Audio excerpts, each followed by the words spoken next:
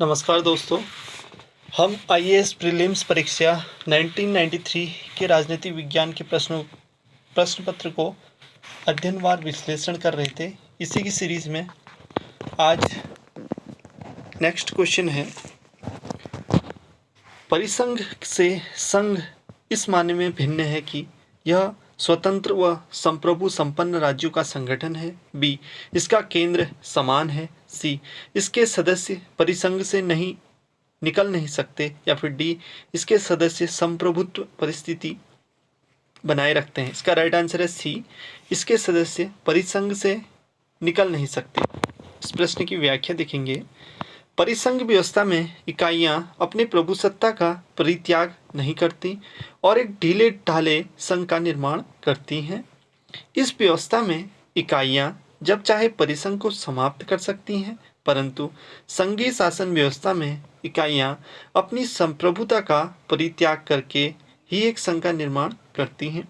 इसमें इकाइयां संघ से अलग नहीं हो सकती। अगला क्वेश्चन है, सहयोगी संघवाद का विचार ऐसे संविधान को इंगित करता है। ए, जो समय और परिस्थितियों की आवश्यकता के अनुसार संघीय और एकात्मक दोनों हो। बी, जहां संघीय सरकार क्षेत्रीय सरकारों पर निर्भर है। सी, जहां क्षेत्रीय सरकारें संघीय सरकार के अधीनस्थ हो। या फिर डी, जहां दोनों संघीय और क्षेत्रीय सरकारें संयोजन और स्वतंत्र। इसका राइट आंसर है डी। प्रश्न की व्याख्या देखेंगे। संघीय शासन व्यवस्था में संघ और उसकी इकाइयों के बीच शक्तियों का विभाजन होता है और दोनों संविधान द्वारा प्राप्त शक्तियों का शासन करते हैं। सहयोगी संघवाद में संघ और इकाइयों के मध्य सहयोग और समन्वय होता है। नेक्स्ट क्वेश्चन है, निम्नलिखित में से कौन सा वक्तव्य एकात्मक व्यवस्था का वर्णन करता है। ए, जहां क्षेत्रीय प्रभाग केंद्रीय सरकार के अधीनस्थ है। बी, जहां क्षेत्रीय प्रभाग का स्तर केंद्रीय सरकार के संयोजक हो। सी, ऐसा तरीका जिससे राष्ट्रीय एकता और राज्यों के अधिकारों में समन्वय हो। या फिर डी, जहां सरकार के कार्य एक व्यक्ति में निहित हो। इसका राइट आंसर है ए। एकात्मक शासन की मुख्य विशेषता एक केंद्रीय शासन के हाथों में सारी शक्तियों का केंद्रीकरण है। इसमें कुछ स्थानीय सरकारें हो सकती हैं, परंतु वे केंद्रीय सरकार द्वारा निर्मित होती हैं। इसमें स्थानीय सरकारों को किसी प्रकार की स्वायत्तता प्राप्त नहीं होती।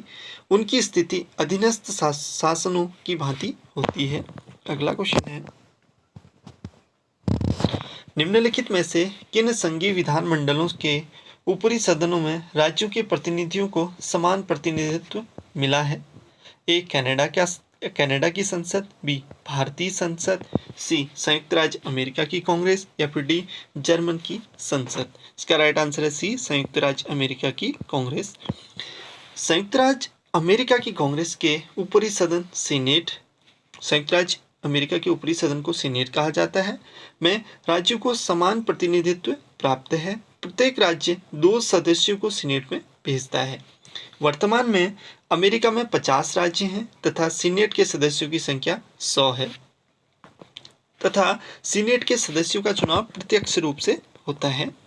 अगला क्वेश्चन है, निम्नलिखित शक्तियों में कौन सी शक्तियां सोवियत संघ की केंद्रीय सरकार ने गणतंत्रों को स्टालिन की मृत्यु के बाद ही हस्तांतरित नहीं की है। ए, गणतंत्रों की मंत्री परिषदों के ऊपर प्रेसिडियम का निषेधाधिकार। बी, आय के विशिष्ट साधन। सी, गृह मंत्रालय। या फिर डी, न्याय मंत्रालय। इसका राइट आंसर है ए। अगला क्वेश्चन है, निम्नलिखित में से कौन सा वक्तव्य स्विट्जरलैंड की राजनीतिक व्यवस्था के बारे में गलत है। ए, अवशेष शक्तियां कैंटनों को दी गई हैं। बी, स्विट्जरलैंड के संविधान में अधिकारों का विधेयक नहीं है। सी, परिसंघ का अध्यक्ष 5 वर्ष के लिए निर्वाचित होता है। या फिर डी, किसी भी व्यक्ति को स्विट्जरलैंड में कार्यपालिका के अधिकार नहीं दिए गए हैं। का राइट आंसर है सी। राज्य की विधान परिषदों को भंग नहीं किया जा सकता, परंतु उन्हें उत्साहित किया जा सकता है। ध्यातव्य है कि भारत के सिर्फ 5 राज्यों में विधान परिषद हैं। अगला क्वेश्चन है, पहले के सोवियत संघ के विधानमंडल के बारे में निम्नलिखित वक्तव्यों में कौन सा सही नहीं है। ए मत देने की आयु 18 वर्ष है। बी उसे गणतंत्रों को प्रवेश देने और नए क्षेत्रों को निर्मित करने का अधिकार है। सी साम्यवादी दल का सदस्य हुए बिना एक व्यक्ति इसका सदस्य हो सकता है। या फिर डी इसके सदस्यों का बहुमत श्रमिक वर्ग से है। इसका राइट आंसर है सी। अगला क्वेश्चन है, पहले के सोवियत संघ और भारत में निम्न में से कौन से लक्षण समान हैं? एक, दोनों संघ प्रभु हैं। सेकंड, दोनों देश में राज्य संप्रभु हैं। थर्ड, राज्य संघ के अलग हो सकते हैं। फोर्थ, राज्यों का क्षेत्र उनकी अनुमति के बिना बदला जा सकता है। इसका राइट आंसर है ए, फर्स्ट और फोर्थ। पूर्व सोवियत संघ तथा भारत में कतिपय समानताएं पाई जाती हैं। दोनों राष्ट्र संप्रभु हैं, अर्थात किसी विदेशी राज्य द्वारा शासित नहीं होते बल्कि अपनी संप्रभुता द्वारा शासित होते हैं। दोनों राष्ट्र अपनी इकाइयों की सीमाओं में बिना राज्यों की अनुमति के भी परिवर्तन कर सकते हैं। ज्ञातव्य है कि सोवियत संघ में राज्यों को संघ से अलग होने का अधिकार था, जबकि भारत में ऐसा नहीं है। अगला क्वेश्चन है, सूची 1 को सूची 2 से मैच कीजिए। तो ए में है 1215 फर्स्ट अधिकारों का प्रतिवेदन। B 1628 Magna Carta. C 1689 crown अधिनियम के मंत्री। या 1937 अधिकारों का विधेयक। तो इसका राइट आंसर है बी। 12 जून 1215 में मैग्ना कार्टा या महान अधिकार पत्र है। 1628 में अधिकार याचना पत्र है। 1689 में अधिकार पत्र या अधिकारों का विधेयक है। और 1937 में सम्राट के मंत्री परिनियम का क्राउन अधिनियम के मंत्री हैं। अगला क्वेश्चन है, यदि संविधान परम संप्रभु है तो तात्कालिक संप्रभुता आरोपित है। ए राष्ट्र में। बी निर्वाचन गण में। सी विधि निर्माता निकाय में। या फिर डी शासन दल में। इसका राइट आंसर है सी विधि निर्माता निकाय में। सामान्यतः लोकतांत्रिक देशों का शासन संचालन एक संविधान के तहत होता है और संविधान की सर्वोच्चता को स्वीकारा जाता है। साथ ही तात्कालिक संप्रभुता संसद में अर्थात विधि निर्माता निकाय में मानी जाती है, क्योंकि संविधान के द्वारा प्राप्त अधिकारों का व्यावहारिक प्रयोग विधि निर्माता निकाय द्वारा ही किया जाता है। इसलिए तात्कालिक संप्रभुता विधि निर्माता निकाय को ही माना जाता है। अगला क्वेश्चन है, सूची 1 को सूची 2 से मैच कीजिए। इसका राइट आंसर है ए, जॉन लॉक शक्तियों का विभाजन है। बी थॉमस हेयर समानुपातिक प्रतिनिधित्व से संबंधित है। सी हैमिल्टन संघीय सरकार से। ए बी डाइसी विधि का शासन। एडम स्मिथ हस्तक्षेप की नीति से। सामान्य इच्छा का सिद्धांत रूसो से जुड़ा है।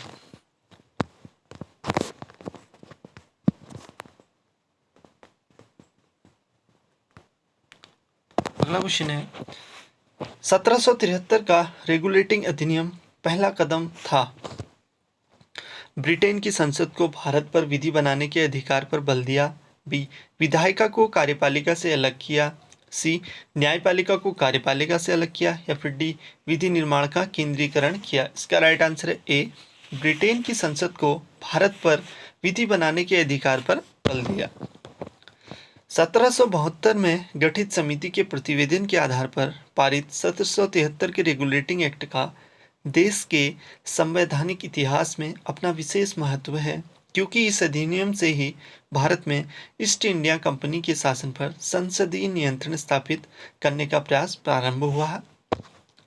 इस अधिनियम द्वारा यह स्पष्ट कर दिया गया कि भारत पर कंपनी के अधीन क्षेत्रों का शासन कंपनी के व्यापारियों का निजी मामला नहीं माना जा सकता और ब्रिटिश संसद को इस विषय पर कानून बनाने और आवश्यक आदेश और निर्देश देने का पूरा अधिकार है। अगला क्वेश्चन है, 26 जनवरी 1950 को भारतीय गणतंत्र की सही संवैधानिक स्थिति क्या थी? ए लोकतांत्रिक गणराज्य। बी संपूर्ण प्रभुत्व संपन्न लोकतांत्रिक गणराज्य। सी संपूर्ण प्रभुत्व संपन्न पंथ निरपेक्ष लोकतांत्रिक गणराज्य। या फिर डी संपूर्ण प्रभुत्व संपन्न समाजवादी पंथ निरपेक्ष लोकतांत्रिक गणराज्य। इसका राइट आंसर है बी संपूर्ण प्रभुत्व लोकतंत्रात्मक गणराज्य। 26 जनवरी 1950 को भारतीय गणतंत्र की सही संवैधानिक स्थिति थी, क्योंकि 26 जनवरी 1950 को भारत का संविधान लागू हुआ था। संपूर्ण प्रभुत्व संपन्न लोकतंत्रात्मक गणराज्य दातव्य की 42वें संवैधानिक संशोधन द्वारा उद्देशिका में समाजवादी, पंथनिरपेक्ष और अखंडता शब्द जोड़ा गया। इन्हें उद्देशिका में स्थापित करने के बाद संवैधानिक स्थिति है संपूर्ण प्रभुत्व संपन्न समाजवादी, पंथनिरपेक्ष, लोकतंत्रात्मक गणराज्य। अगला क्वेश्चन है, नीति निर्देशक तत्वों के निम्नलिखित में 3 मामलों के 42वें संशोधन का संबंध है था। इसका राइट आंसर है ए। प्रश्न की व्याख्या देखेंगे। संविधान के 42वां संशोधन अधिनियम 1976 द्वारा नीति निर्देशक तत्वों में निम्न संशोधन किया गया। 3 नए नीति निर्देशक तत्वों को संविधान में शामिल किया गया। पहला है समान न्याय और निःशुल्क विधिक सहायता, अनुच्छेद 39 क में। सेकंड है उद्योगों के प्रबंधन में कर्मकारों का भाग लेना, अनुच्छेद 43 क में। थर्ड है पर्यावरण की रक्षा और सुधार तथा वन्य जीवों की सुरक्षा, अनुच्छेद 48 क में। इसके द्वारा अनुच्छेद 39 च में भी संशोधन किया गया ताकि बालकों के स्वास्थ्य विकास के अवसर और सुविधाएं तथा उनको शोषण से बचाने ताकि नैतिक आर्थिक परित्याग के मामले में राज्य रचनात्मक भूमिका निभा सके। अगला क्वेश्चन है, निम्नलिखित में से कौन सी बातें भारतीय संविधान में सम्मिलित नहीं है? एक, आपातकाल में राष्ट्रपति किसी भी मूल अधिकार को निलंबित कर सकता है। सेकंड है प्रधानमंत्री मुख्यमंत्री को पदच्युत कर सकता है। इसका राइट आंसर है ए। फर्स्ट और सेकंड क्या है इसमें सही है। अनुच्छेद 358 और 359 में बताया गया है कि आपातकाल की उद्घोषणा का मूल अधिकारों पर क्या प्रभाव पड़ेगा। यह उपबंध है कि राज्य अनुच्छेद 19 द्वारा अधिरोपित मर्यादाएं लागू नहीं होंगी, जिससे यह अधिकार आपात की घोषणा के प्रवृत्त रहने के दौरान राज्य के विरुद्ध अविधिमान्य हो जाएंगे। अगला क्वेश्चन है, निम्नलिखित में से कौन सा विधि की शासन व्यवस्था के अनुकूल नहीं है? ए, स्वतंत्र न्यायपालिका। सेकंड है प्रशासनिक न्यायालय। थर्ड है प्रशासनिक विधि। फोर्थ है अधिकारियों की विवेकाधिकार। या फिर फिफ्थ है विधि की सर्वोच्चता। इसका राइट आंसर है B, second, third and fourth. विधि के शासन का तात्पर्य है कि शासन का संचालन किन्हीं विशेष व्यक्तियों की इच्छा द्वारा नहीं वरन विधि द्वारा ही किया जाता है। विधि सर्वोच्च होती है और कोई भी व्यक्ति विधि के नियंत्रण से बच नहीं सकता। विधि के शासन के लिए स्वतंत्र न्यायपालिका भी आवश्यक होती है। अगला क्वेश्चन है, वह सबसे प्रमुख कारण क्या है जिससे भारत को धर्मनिरपेक्ष राज्य कहा जाता है? ए, विभिन्न धर्मों के लोग भारत में रहते हैं। बी, सरकार सब धर्मों के लोगों के कल्याण के लिए काम करती है। सी, राजनीति से धर्म को अलग रखा गया है। या फिर डी, अल्पमतों के धर्मों को विशेष संरक्षण दिया गया है। इसका राइट आंसर है सी। भारत में विभिन्न धर्मों एवं संप्रदायों के बीच सहिष्णुता और सामंजस्य स्थापित करने के लिए भारतीय संविधान में धार्मिक स्वतंत्रता को स्थान दिया गया है और 42वें संवैधानिक संशोधन द्वारा पंथ निरपेक्ष शब्द को प्रस्तावना में जोड़ा गया। अगला क्वेश्चन है, भारतीय संविधान के अंतर्गत धन का केंद्रीकरण अतिक्रमण करता है? ए, समाजवाद समानता के अधिकार का। बी, निदेशक तत्व का। सी, स्वतंत्रता के अधिकार का। या फिर डी, कल्याण की भावना का। इसका राइट आंसर है ए, समानता के अधिकार का। भारतीय संविधान के अंतर्गत धन का केंद्रीकरण समता के अधिकार का अतिक्रमण करता है। समानता के अधिकार का तात्पर्य है सबके साथ समान व्यवहार किया जाए और किसी के साथ भेदभाव न बरता जाए। इस प्रकार यह अनुपातों की समानता का द्योतक है।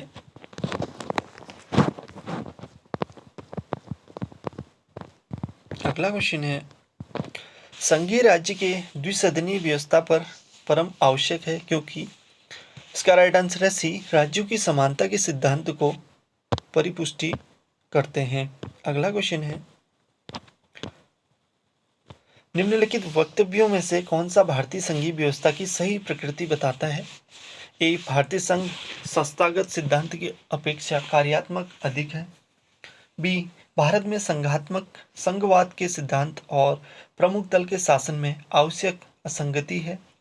या सी भारतीय संघ इकाइयों की सहमति का परिणाम नहीं है। या फिर डी भारत एकात्मक राज्य है जिसमें सहायक संघीय लक्षण है, न कि संघ राज्य में जिसमें सहायक एकात्मक लक्षण हो। इसका राइट आंसर है सी, भारतीय संघ इकाइयों के बीच किसी करार का परिणाम नहीं है और संगठक इकाइयों को उससे विलक्त होने का अधिकार नहीं है।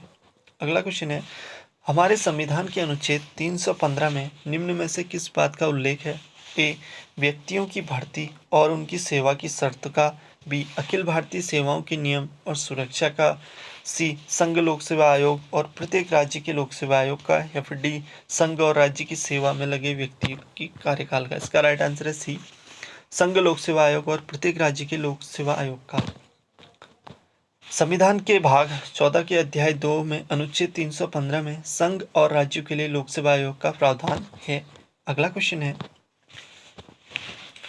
संविधान द्वारा प्रदत्त नागरिकों के मौलिक अधिकारों में निम्न में से क्या क्या है? इसका राइट आंसर है सी, फर्स्ट सामाजिक संस्कृति की समृद्ध विरासत की रक्षा।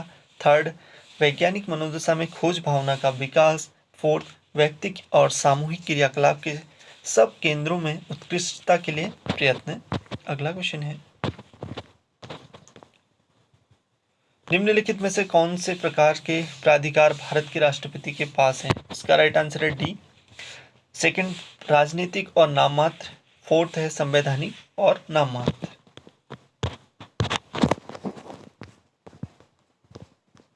अगला क्वेश्चन है,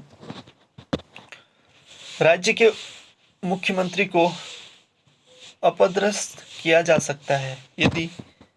इसका राइट आंसर है डी, फर्स्ट विधानसभा द्वारा अविश्वास प्रस्ताव पारित करके किया जा सकता है। और फोर्थ राज्यपाल की राय में राज्य की संवैधानिक मिशनरी निष्क्रिय हो गई तब क्या हो सकता है, मुख्यमंत्री को अपदस्थ कर सकते हैं। राज्य विधानसभा के बहुमत प्राप्त दल के नेता को मुख्यमंत्री के रूप में शपथ दिलाई जाती है। अगर विधानसभा में अविश्वास प्रस्ताव पास हो जाता है तो समूचे मंत्रिपरिषद को त्यागपत्र देना पड़ता है। अगला क्वेश्चन है, निम्नलिखित में से कौन से अनन्य अधिकार लोकसभा को हैं? इसका राइट आंसर है ए, धन विधेयक को पेश करना। और थर्ड है मंत्रिपरिषद के विरुद्ध अविश्वास प्रस्ताव पारित करना। अगला क्वेश्चन है,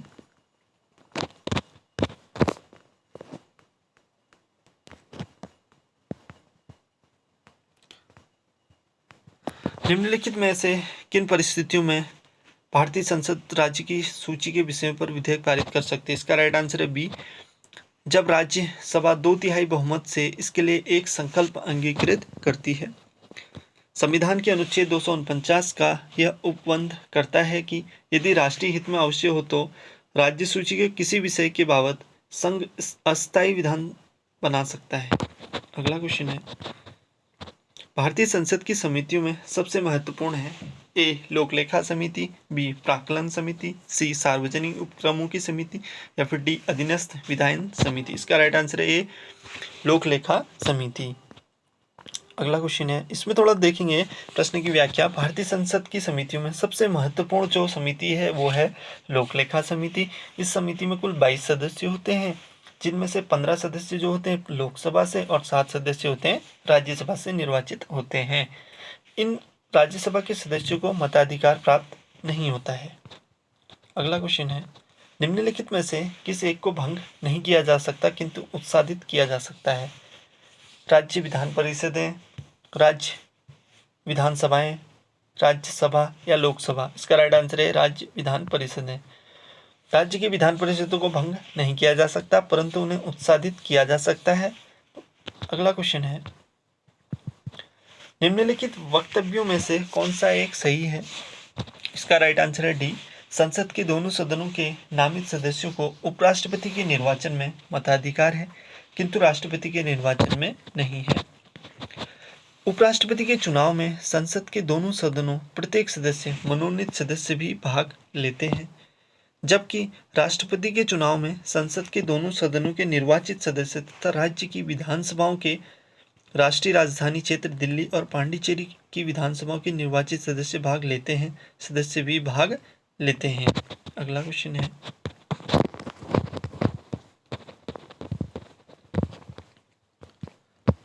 निम्नलिखित में कौन सा सदन का सदस्य बिना सभापति कार्य कर सकता है? इसका राइट आंसर है बी, लोकसभा का अध्यक्ष।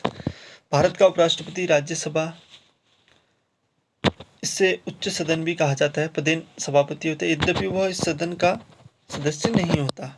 अगला क्वेश्चन है, निम्नलिखित में से कौन सा वक्तव्य न्यायिक पुनरीक्षा की सही परिभाषा दिलाता है? इसका राइट आंसर है डी, न्यायालयों द्वारा विधि की वैधता की व्याख्या करने का प्राधिकार। अगला क्वेश्चन है, भारत के उच्चतम न्यायालय ने किस मुकदमे में यह कहा कि अनुच्छेद 368 के अंतर्गत मूल अधिकारों के सिद्धांत को नहीं बदला जा सकता? इसका राइट आंसर है सी, गोलकनाथ बनाम पंजाब राज्य। उच्चतम न्यायालय के गोलकनाथ बनाम पंजाब राज्य AIR 1967 के यह अभिनिर्धारित किया गया है कि अनुच्छेद 368 के अधीन पारित विधि अनुच्छेद 13 में प्रयुक्त विधि शब्द के अर्थांत अंतर्गत आती है और यदि वह भाग 3 में किए गए उपबंधों के असंगत है तो उन्हें अवैध, असंवैधानिक घोषित किया जा सकता है। अगला क्वेश्चन है, अंतर्राज्यीय विवादों को हल करने के लिए निम्नलिखित में कौन सी मशीनरी सबसे अधिक प्रभावी है? इसका राइट आंसर है डी, अंतर्राज्यीय समितियां, जैसा कि प्रशासनिक सुधार आयोग ने सिफारिश की है।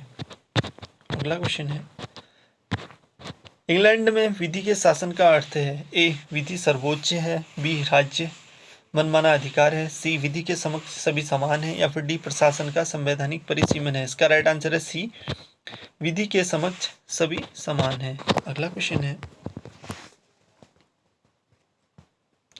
राज्य सरकार के संबंध में स्थानीय सरकार प्रयोग करती है? स्वतंत्र प्राधिकार, बी, संयोजक अधिकार, सी, प्रत्यायोजित अधिकार, या फिर डी, सर्वोच्च अधिकार? इसका राइट आंसर है सी, प्रत्यायोजित अधिकार। 73वें और 74वें संविधानिक संशोधन द्वारा स्थानीय संस्थाओं को संवैधानिक मान्यता प्रदान कर दी गई है और ये अपने अधिकार संविधान से प्राप्त करते हैं। वर्तमान में इसलिए भारतीय संघ को त्रिस्तरीय संघ, राज्य और स्थानीय निकाय कहा जाने लगा है। अगला क्वेश्चन है, स्थानीय स्वशासन है? इसका राइट आंसर है ए, वह व्यवस्था जिसमें उन स्थानीय इकाइयों जिसमें निर्वाचित व्यक्ति होते हैं द्वारा स्थानीय सेवाओं का प्रशासन हो। हमारे स्थानीय क्षेत्र में, हमारे पड़ोस में स्थानीय स्वशासन नहीं, लोकतांत्रिक शासन होता है। इसे स्थानीय स्वशासन इसलिए कहते हैं क्योंकि स्थानीय विषयों के संदर्भ में लोग स्वयं अपना शासन चलाते हैं। अगला क्वेश्चन है, सूची 1 को सूची 2 से मैच कीजिए। इसका राइट आंसर है सी, अपोहा सिद्धांत दादा भाई नौरोजी से संबंधित है। स्वराज्य मेरा जन्मसिद्ध अधिकार है, इसे हम लेकर आएंगे। ये किसने कहा था? ये कहा था बाल गंगाधर तिलक ने। अलग सांप्रदायिक मतदाता मंडल, मोहम्मद अली जिन्ना। विधानमंडल में प्रवेश, चित्तरंजन दास। अगला क्वेश्चन है, निम्नलिखित में कौन सा वक्तव्य भारतीय राष्ट्र को अपनी विभिन्न राष्ट्रीयताओं में से विशिष्ट सिद्ध करता है? इसका राइट आंसर है सी, 1857 के पूर्व में भारत ने अंग्रेजों को विध्वंसनात्मक और पतनोन्मुखी बताया। इसका राइट आंसर है सी, कार्ल मार्क्स ने। कार्ल मार्क्स ने 1857 के पूर्व भारत में अंग्रेजी शासन को विध्वंसनात्मक और पतनोन्मुखी बताया। ज्ञातव्य है कि कार्ल मार्क्स को वैज्ञानिक समाजवाद, साम्यवाद का प्रतिपादक माना जाता है। अगला क्वेश्चन है, किस वर्ष 26 जनवरी को भारतीय राष्ट्रीय कांग्रेस ने स्वतंत्रता दिवस सबसे पहले मनाया? इसका राइट आंसर है सी, 1930 में। 1929 के कांग्रेस के लाहौर अधिवेशन के अध्यक्ष जवाहरलाल नेहरू ने पूर्ण स्वराज्य का लक्ष्य पोषित किया और भारतीय स्वतंत्रता का झंडा फहराया। यह तय किया कि 26 जनवरी को प्रत्येक वर्ष स्वराज्य दिवस के रूप में मनाया जाए। अगला क्वेश्चन है, भारतीय राष्ट्रीय कांग्रेस ने निम्नलिखित में से किस अधिनियम में भारत छोड़ो प्रस्ताव पारित किया? ए, लाहौर अधिवेशन, बी, मद्रास अधिवेशन, सी, बम्बई अधिवेशन, डी, बम्बई अधिवेशन 1946। का राइट आंसर है सी, बम्बई अधिवेशन 1942। अगस्त 1942 के बम्बई अधिवेशन में भारत छोड़ो आंदोलन का प्रस्ताव पास हुआ और 8 अगस्त 1942 को भारत छोड़ो का नारा दिया गया। अगला क्वेश्चन है, लाठियों के जो प्रहार मुझ पर पड़े हैं वह एक दिन ब्रिटिश साम्राज्य के लिए घातक मूल सिद्ध होंगे। यह किसने कहा था? ए लोकमान्य तिलक ने, बी लाला लाजपत राय ने, सी विपिन चंद्र पाल ने, या फिर डी जवाहरलाल नेहरू ने। इसका राइट आंसर है बी लाला लाजपत राय ने। अगला क्वेश्चन है, प्रहार देते हुए चलने वाला मैं एक भारतीय हूँ जो सब सोने वालों को जगाता हूँ ताकि जागकर वह मातृभूमि की सेवा में लग जाएं। यह वक्तव्य है ए एनी बेसेंट का, बी ए ओ ह्यूम का, सी बी जी तिलक का, या फिर डी सी एफ एंड्रयूज का। इसका राइट आंसर है ए एनी बेसेंट का। श्रीमती एनी बेसेंट ने कहा था, पहरा देते हुए चलने वाला मैं एक भारतीय हूँ जो सब सोने वालों को जगाता हूँ ताकि जगकर वह मातृभूमि की सेवा में लग जाए। अगला क्वेश्चन है, कथन है ए कथन और कारण दोनों सही हैं, कारण कथन से सही स्पष्टीकरण है, बी कथन और कारण दोनों सही हैं परंतु आपका कारण कथन का सही स्पष्टीकरण नहीं है। इसमें कहा गया है,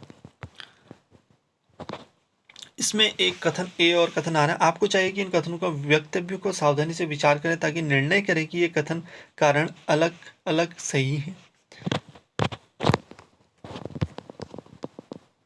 कथन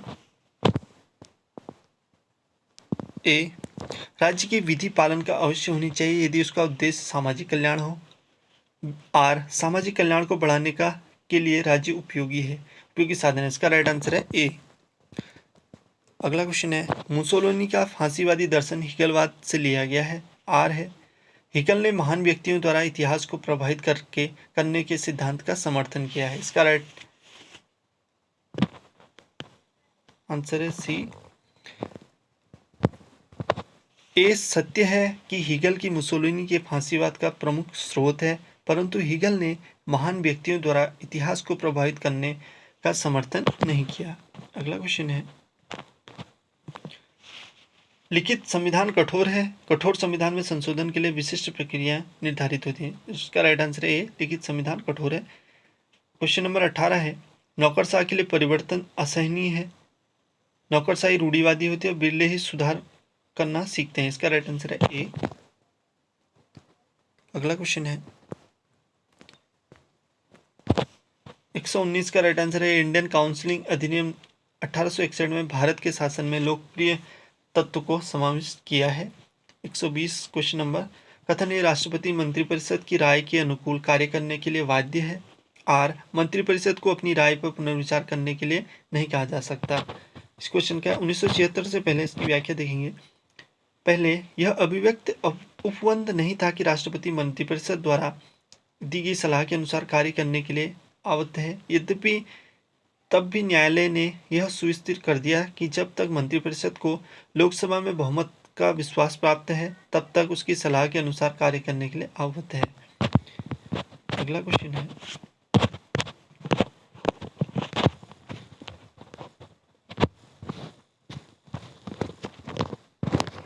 आज के लिए बस इतना ही, मिलते हैं नेक्स्ट वीडियो में। अगर आपको वीडियो अच्छी लगी तो प्लीज़ वीडियो को लाइक, सब्सक्राइब और शेयर कीजिएगा।